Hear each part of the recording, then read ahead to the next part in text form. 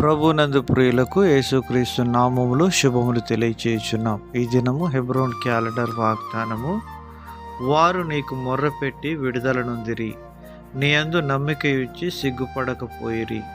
కీర్తన 22వ అధ్యాయము 5వ వచనంలో కీర్తనకారుడు దావీదు దేవుని యొక్క ఆత్మ ద్వారా ప్రవచనాత్మకంగా ప్రభువైన యేసుక్రీస్తు వారు పొందబోయేటువంటి శిలువ మరణంను గురించి మరి ఆయన తెలియజేస్తూ ఉంటున్నాడు. ప్రియమైనటువంటి దేవుని ప్రజలారా, దేవుని ప్రజలు దేవునికి మొర్రపెట్టినప్పుడు ఆయన వారిని విడిపించే రక్షకుడుగా ఉంటున్నాడని మరొకమారు దేవుడు తెలియజేస్తున్నాడు.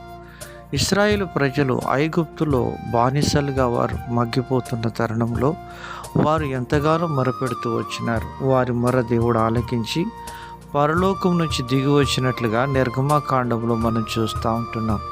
ప్రియమైనటువంటి వారులారా, దేవుడు తన ప్రజలు కష్టకాలంలో వారు మొరపెట్టినప్పుడు ఆయన వారి ఆపదల నుండి వారిని విడిపించడానికి దిగివచ్చే రక్షకుడుగా ఉంటున్నాడనేటువంటి సత్యాన్ని మనం ఎన్నడూ కూడా మర్చిపోరాదు. నీ జీవితంలో ఎటువంటి స్థితిలో ఉండి నీవు మొరపెడుతుంటున్నావో ఆ యొక్క స్థితిలో దేవుడు నీకు సహాయం చేయాలని ఇష్టపడుతున్నాడు.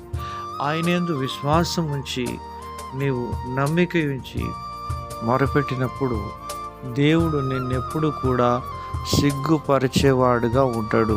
ఎందుకనగా దేవుని యొక్క దాసులు షద్రకు, మేషకు, అబేద్నెగో భక్తులు వారు బబులోను దేశంలో దేవుని కొరకు ఎంతో పట్టుదల, విశ్వాసం కలిగి రోషంతో ముందుకు సాగుతూ వచ్చినారు.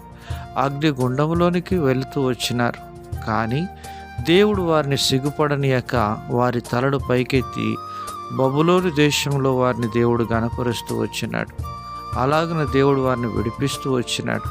ప్రియమైనటువంటి దేవుని ప్రజలారా, అగ్ని వంటి మహాశ్రమల గుండా నువ్వు వెళ్తున్నప్పటికీ దేవుడు అగ్నిలోను, నీళ్ళలోను, నిప్పులలోను మనల్ని పడవేసినప్పటికీ అవన్నీ నీకు దీవెనకరంగా, ఆశీర్వాదకరంగానే ఉంటాయి. ఎందుకనగా రాబో దినాల్లో దేవుడు నిన్ను దీవించేవాడుగా ఉంటున్నాడు.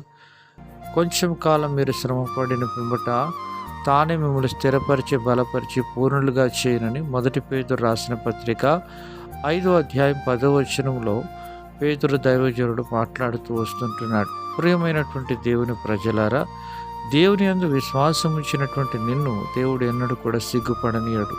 నీ తల పైకెత్తే రోజు దగ్గరలోనే ఉన్నది. అలాగన ప్రభువు నీకు సహాయం చేయను గాక.